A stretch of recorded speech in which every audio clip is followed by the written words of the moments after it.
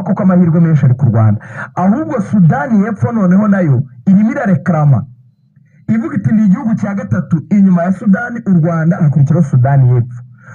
Ko twebwe ari ibihugu bitatu byakiriye kuki nge ntemererwa kugenda nka best loser, kuko nabyo bazabireba. Ikipe ngo yagerageje kwitwara neza mu zatsinzwe, ubwo ibihanganiye na Cameroon, ibihanganiye na Cote d'Ivoire, ndavuga Sudani y'Epfo. Amahirwe y'u Rwanda rwose ari hejuru ku buryo hategerejwe ibaruwa gusa, hanyuma uko vuba yaba yamuriga. Ikindi kibazo kirimo, harimo ibihugu byari byikuyemo birimo Lefenek, ikipe ya Algeria, ariko ngo yavuze ko ishaka kongera kugarukamo. Ibyo ubwo birebwa muri zone yabo n'ubundi style agace bakomokamo. Ubwo uko zigenda zigarukamo niko azajya havamo zino kipe z'ama best loser, y'amakipe yatekerezaga kuzaza ntayatsinzwe neza. Ayo ngayo amahirwe yayo aragenda ayoyoka. Hanyuma transfer mu Rwanda zirakomeje twihuta. Ikipe ya Rayon Sport ndetse n'ikipe ya APR ziri ku isoko, by'umwihariko APR biravuga ko yamaze kuzana abakinnyi babiri baraye banakinnye match. Umwe akina muri Club Sport Villa y'Ubugande, undi agakina mu ikipe ya Kitala.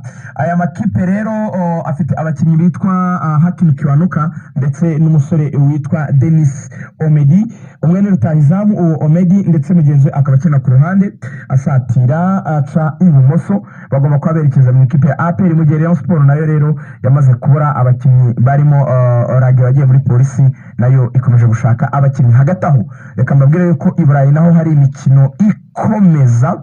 Ikipe ya Tottenham iraza gukina n'ikipe ya Liverpool, bari gukina kimwe cya kabiri cy'igikombe cya English Football League. Umukino ubanza urera ku kibuga rero cya Tottenham, hanyuma barakina ku isaha y'isayine z'ijoro. Ijoro ryakeye ikipe ya Arsenal yatsinzwe ibitego 2-0 itsindwa na Tottenham ku kibuga cya Arsenal Emirates Stadium. N'ubundi ni muri kimwe cya kabiri cya English Football League, ibitego bya Alexander Isaac ndetse n'umusore witwa Anton Gordon. Ubwo rero nuko bimeze muri iyi mikino. Reka mbabwire ko na transfer ku mugabane w'Uburayi tuza kuzigarukaho. Ubwo ni mu kanya ku isaha ya 3 abantu ntibakureho urushinge.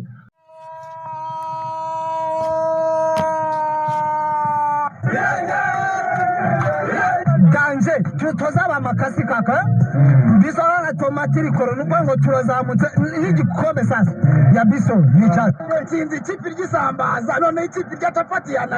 Intsinzi niho gutuma umuntu kuri busheri kugura inyama, ntabaza ngo iyi nka mwayibaze gute. Twebwe icyo dushaka rero nta manota atatu, wakwishyuza igitego kimwe cyangwa wenda ko tuzana amanota atatu nuko bimeze.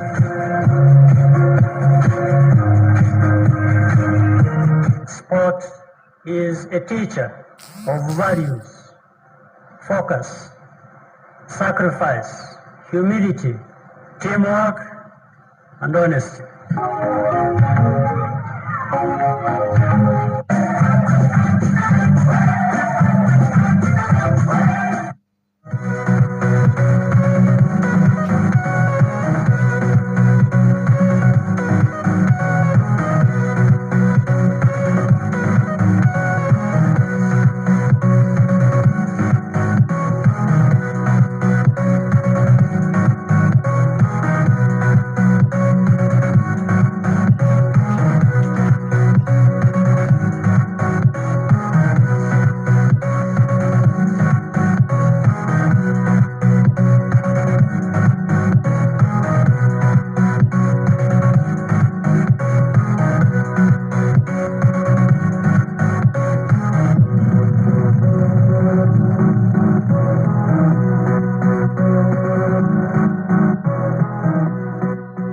Igitondo cyiza, amahoro y'Imana abakunzi ba Radio Rwanda, turizera ko mumeze neza cyane aho muri hose. Tubaha ikaze, tubifurije kugubwa neza muri iki gitondo cyo kuwa gatatu tariki 8 z'ukwezi kwa mbere umwaka wa 2025. Turizera ko ibintu byose bimeze neza cyane, biri mu buryo no mu murongo. Ndizera ko rwose ibintu byose bimeze neza cyane, nabyo tubifuriza muri iki gitondo. Rero mwakoze guhitamo Radio Rwanda.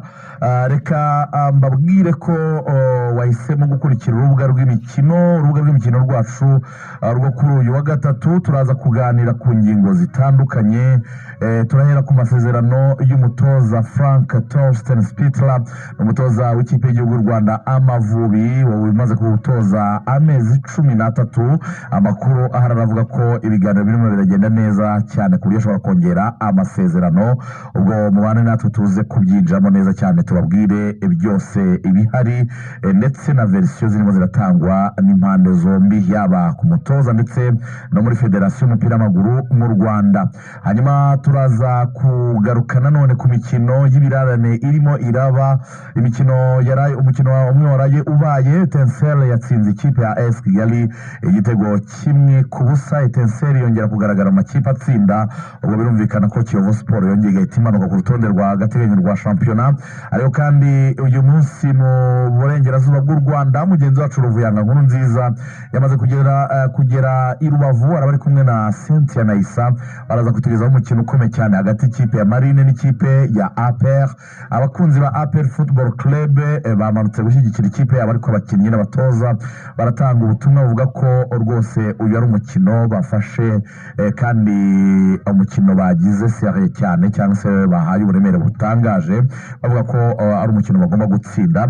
Ariko kandi ubwo birumvikana ntabwo turi buze kugarukiraho, hari amakuru ya transfer yaba makipe yanyu mukunda. Ikipe ya APR Football Club intwaro zamanutse. Rayon Sport ikomeje kurambagiza abakinnyi benshi batandukanye kandi bakomeye.